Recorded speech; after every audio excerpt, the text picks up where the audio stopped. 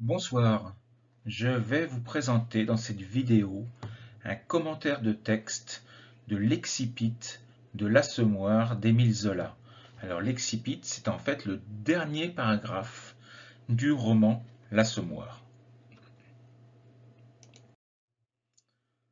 Alors tout d'abord, je vais vous lire l'extrait, c'est-à-dire le dernier paragraphe de L'Assommoir. Gervaise dura ainsi pendant des mois.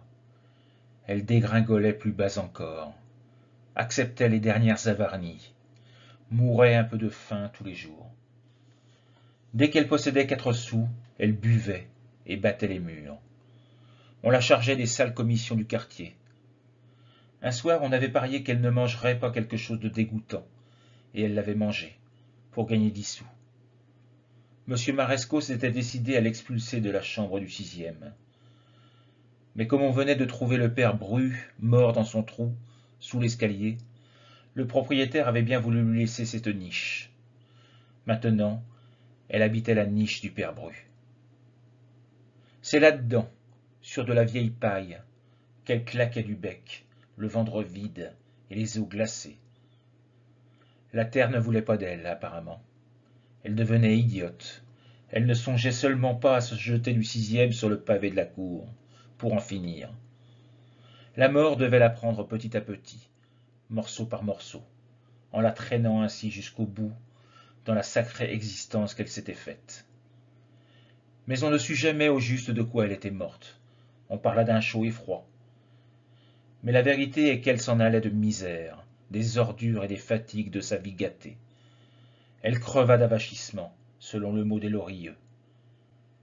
Un matin, comme ça sentait mauvais dans le corridor, on se rappela qu'on ne l'avait pas vue depuis 2 jours, et on la découvrit déjà verte, dans sa niche. Justement, ce fut le père Bazouche qui vint, avec la caisse des pauvres sous le bras, pour l'emballer. Il était encore joliment saoul, ce jour-là, mais bonzique tout de même, et gai comme un pinson. Quand il eut reconnu la pratique à laquelle il avait affaire, il lâcha des réflexions philosophiques, en préparant son petit ménage. Tout le monde y passe. On n'a pas besoin de se bousculer, il y a de la place pour tout le monde. Et c'est bête d'être pressé parce qu'on arrive moins vite. Moi, je ne demande pas mieux que de faire plaisir. Les uns veulent, les autres ne veulent pas. Arranger un peu. Ça pour voir. En v'là une qui ne voulait pas, puis elle a voulu. Alors on l'a fait attendre. Enfin ça y est vrai, elle l'a gagné. Allons-y gaiement. Et lorsqu'il empoigna Gervaise dans ses grosses mains noires, il fut pris d'une tendresse. Il souleva doucement cette femme qui avait eu un si long béguin pour lui. Puis en l'allongeant au fond de la bière avec un soin paternel, il bégaya entre 2 hoquets. Tu sais, écoute bien, c'est moi, Bibi la Gaîté, dit le consolateur des dames. Va, t'es heureuse. Fais dodo, ma belle.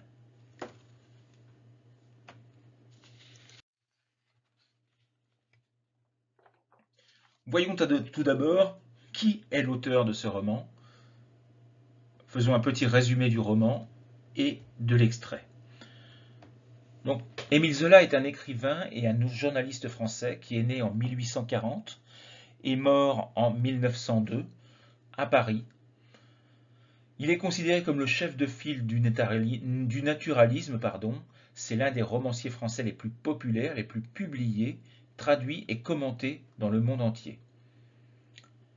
Le roman, c'est donc L'Assommoir, qui a été publié en feuilleton dès 1876 dans le Bien public, puis dans la République des Lettres, avant sa sortie en livre en 1877 chez l'éditeur Georges Charpentier. C'est le 7e volume de la série des Rougon-Macquart. L'Assommoir raconte la grandeur, puis la décadence de Gervaise Macquart, blanchisseuse dans le quartier de la Goutte d'Or à Paris. Quant à l'extrait, il s'agit de l'excipit de l'Assommoir, je vous l'ai déjà dit, c'est-à-dire la scène finale, et Émile Zola nous décrit la mort de Gervaise, minée par l'alcool, seule au bout d'un couloir. En cette fin de roman, Gervaise est emportée dans l'indifférence générale, sans une larme, sans cérémonie. Le dernier mot revient au père Bazouge, le croque-mort, désinvolte, ayant déjà bu assez d'alcool pour supporter son travail quotidien. Cette dernière page du livre est d'une froideur déroutante, choquante pour le lecteur qui s'attendrait à un éloge funèbre, à un discours pathétique. Mais c'est peut-être justement par ce refus du pathos que Zola réveille la conscience de ses lecteurs. Comment la mort de Gervaise, mise en scène avec ironie et froideur, permet à Zola de révéler la dimension morale de ce roman naturaliste. Voilà donc la problématique qui sera la nôtre. Évidemment, je ne peux que vous conseiller de lire l'ensemble du roman, mais également de vous intéresser, de découvrir, si vous ne l'avez pas déjà fait, d'autres œuvres de l'auteur, de Germinal à La Bête humaine, en passant par Nana ou encore Au bonheur des dames.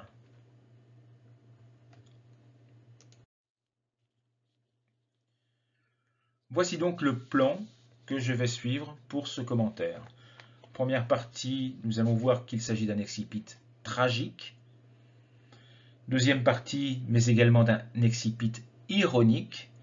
Et nous verrons comment tous ces éléments permettent de montrer que cet excipit fait de l'œuvre L'Assommoir un roman naturaliste.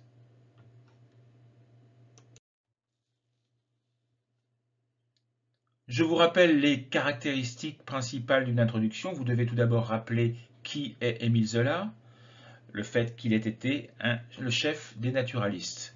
Je vous conseille d'ailleurs d'aller voir la vidéo que j'ai mise en ligne sur cette chaîne sur le mouvement naturaliste. Vous devez également rappeler que dans ce roman écrit en 1877 évidemment, Zola met en scène les méfaits de l'alcool sur le monde ouvrier de la fin du XIXe siècle, le Second Empire, comme il le dit lui-même dans le sous-titre des Roues au Macquart. Essayez de rappeler les caractéristiques principales du naturalisme, votre problématique, qui va donc vous permettre de montrer que les caractéristiques de cet extrait, le tragique puis la tonalité ironique, font de ce roman un roman naturaliste. Et n'oubliez pas de rappeler le plan. Gervaise meurt dans le dénuement le plus total, comme le montre d'ailleurs le champ lexical de la pauvreté. Vous pourrez lire « mourait un peu de faim, 4 sous, gagner 10 sous, le ventre vide, misère, ordure, fatigue, caisse des pauvres ». Le dénuement lui fait perdre son humanité. On observe ainsi de nombreuses phrases à la forme négative. Elle ne mangerait pas, la terre ne voulait pas d'elle, on ne sut jamais au juste de quoi elle était morte, qui suggère un état de privation extrême. Et plus que déshumanisée, Gervaise est surtout animalisée. D'abord par sa position, sous l'escalier, sur une vieille paille qui sert de lit et qui rappelle un petit peu la couche d'un animal. D'ailleurs, il utilise le terme niche qui est répété à 3 reprises. Le terme bec qui se substitue au terme bouche transforme Gervaise en chien ou en oiseau. On entend même le terme vache dans l'avachissement qui saisit Gervaise. Encore moins qu'un animal, Gervaise ne devient plus qu'une seule chose qu'il convient d'emballer tout simplement. Le champ lexical de la saleté, dégoûtant, ordure, ça sentait mauvais, déjà verte, confirme l'état sordide de Gervaise. Mais c'est également une destinée tragique pour Gervaise, car sa déchéance semble inéluctable. La mort de Gervaise est lente, comme le souligne le champ lexical de la lenteur, dura des mois, mourait un peu de faim tous les jours, petit à petit, morceau par morceau, traînant ainsi jusqu'au bout. Gervaise est donc dans un processus de décomposition. Elle est comme progressivement démembrée, morceau par morceau. Il y a d'ailleurs un mouvement vertical descendant qui la fait passer du 6e étage à un trou dans l'escalier. C'est ce qui symbolise sa chute sociale et personnelle propre au tragique. Ce tragique est renforcé par l'impression d'enfermement et de circularité qui ressort des termes niche, trou, là-dedans. Ensuite, la mort est personnifiée et devient une allégorie qui agit. On peut lire « la mort devait l'apprendre petit à petit ».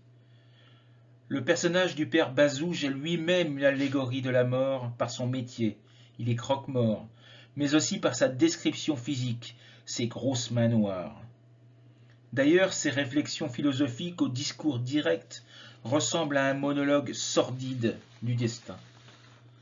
Il utilise en effet le présent de vérité générale, passe, veulent, et vise la généralité et l'abstraction avec les pronoms indéfinis. Tout le monde, les uns, les autres, on, une qui ne voulait pas. Le père Bazouge incarne ainsi un destin sordide qui clôt le roman dans une atmosphère tragique.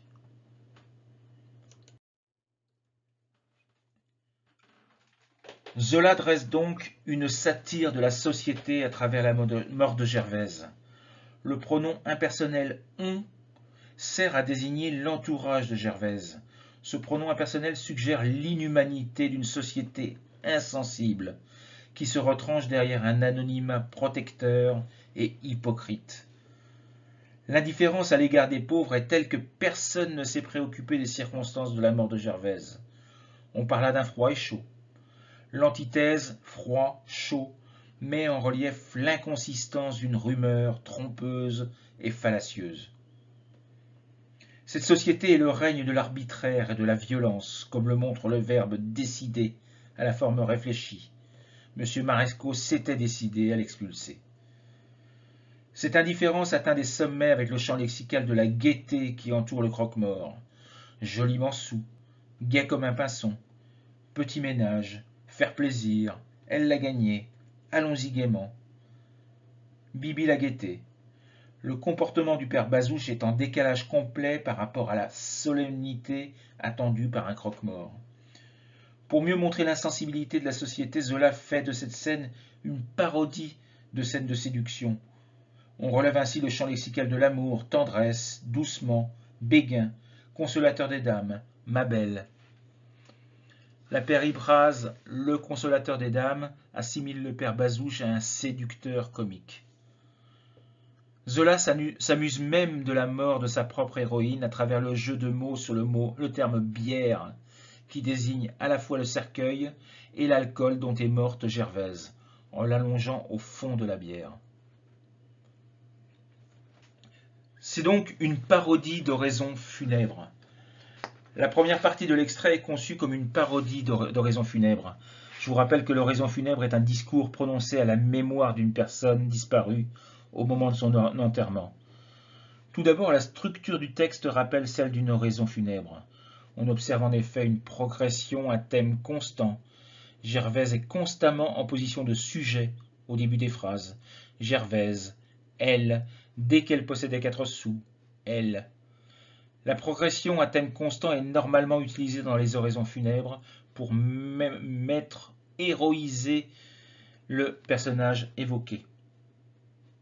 Ensuite, le narrateur dramatise la mort par la phrase « la mort devait la prendre petit à petit ». Il y a également un rythme ternaire, mais la vérité est qu'elle s'en allait de misère, des ordures et des fatigues de sa vie gâtée, qui rappelle également la rhétorique des oraisons funèbres. Mais en fait, cette oraison funèbre n'est pas que parodique et ironique. D'ailleurs, on trouve le verbe « crever » qui détruit la solennité de l'oraison funèbre et relève d'un registre réaliste, tout à fait décalé. Le discours philosophique du père Bazouge est un tissu d'expressions figées, dénué de pensées profondes comme « tout le monde y passe »,« il y a de la place pour tout le monde »,« les uns veulent, les autres veulent pas ». Pire, cette oraison funèbre se termine dans le bégaiement et les vapeurs de l'alcool. Il bégaya entre 2 hoquets. Derrière cette ironie cruelle se cache pourtant un regard bienveillant du narrateur à l'égard d'un personnage victime de ce qu'on peut appeler un darwinisme social destructeur.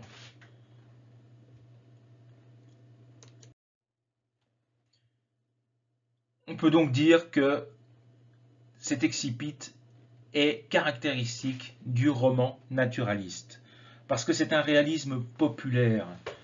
En écrivain naturaliste, Zola souhaite que la langue populaire entre dans l'espace littéraire. On observe ainsi des expressions argotiques, un bon zig tout de même. En v'là une qui, allons-y gaiement. Ces expressions argotiques et la modalité exclamative placent le peuple au cœur du roman. On perçoit ainsi derrière cet excipit de l'Assommoir une dimension politique. Zola rend hommage au peuple dont Gervaise est la tragique représentante. À travers le jeu sur les espaces, la chambre du sixième, sous l'escalier, Zola symbolise la hiérarchie verticale de la société, avec ses trappes à pauvreté dont il est impossible de sortir, comme le montre le champ lexical de l'enfermement. Trou, sous l'escalier, là-dedans, l'emballé. Gervaise est donc une victime du darwinisme social. Les écrivains naturalistes cherchent à analyser la société selon des méthodes scientifiques. On observe cette volonté de Zola d'analyser la société humaine comme un biologiste. Ainsi, l'animalisation des personnages, Gervaise qui habite une niche et a un bec, mais aussi le père Bazouche qui est gai comme un pinson, fait de la ville un laboratoire naturaliste où Zola analyse l'espèce humaine comme un biologiste. Les écrivains naturalistes ont été très influencés par le darwinisme social qui avait été théorisé par Herbert Spencer. Selon lui, la sélection naturelle dans les sociétés aboutit à l'élimination des plus faibles et à la survie des plus aptes. Or, Zola dépeint Gervaise comme une victime de cette sélection naturelle.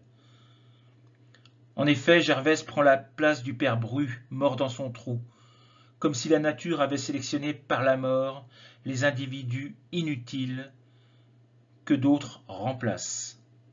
L'alcool reste en premier plan dans cet extrait, comme le montre le champ lexical de l'alcool.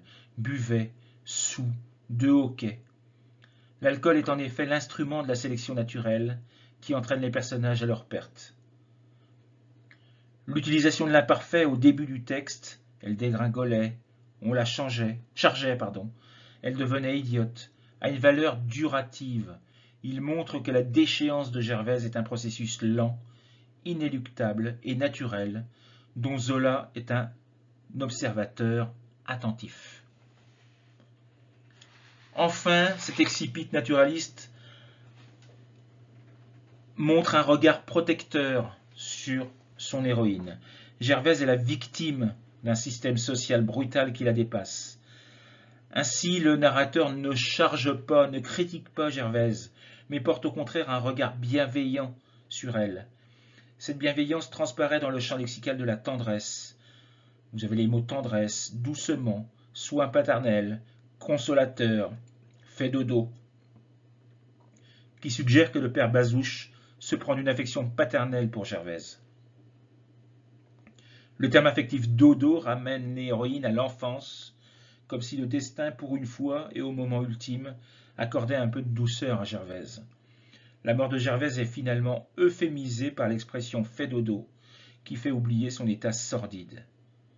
L'auteur, observateur objectif et scientifique de la déchéance des hommes, semble ainsi se laisser gagner par la pitié. Les dernières paroles du père Bazouche semblent être prononcées par Zola lui-même, qui rend un subtil hommage à son héroïne.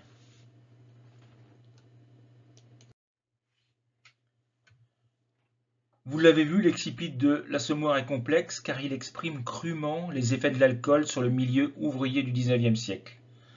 En écrivain naturaliste, nous l'avons vu, Zola en dépeint donc objectivement les ravages.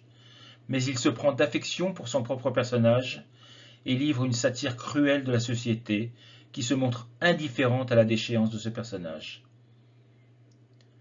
Si vous avez lu le livre, vous savez que Gervaise est donc la mère de 4 personnages capitaux dans la littérature française parce qu'ils apparaîtront dans les romans suivants. Claude sera un artiste au génie jamais accompli dans l'œuvre. Étienne sera un meneur d'hommes dans Germinal. Jacques sera un tueur pathologique dans La Bête humaine. Et Nana sera l'archétype de la courtisane, dont le surnom d'ailleurs est devenu un substantif. L'occasion est excellente pour Zola de montrer l'influence du milieu sur le développement de l'enfant. Nana grandit dans le vice, l'alcool et l'ordure, et va devenir une courtisane. Étienne, élevé dans l'amour du travail et de la justice, va devenir un meneur d'hommes luttant pour les droits sociaux.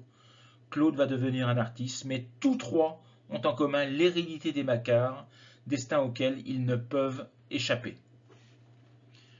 Voilà, j'en ai fini avec cette vidéo donc sur l'excipit de l'Assommoir. J'espère qu'il vous aura été utile et qu'il vous aura aidé dans votre formation. À bientôt, au revoir.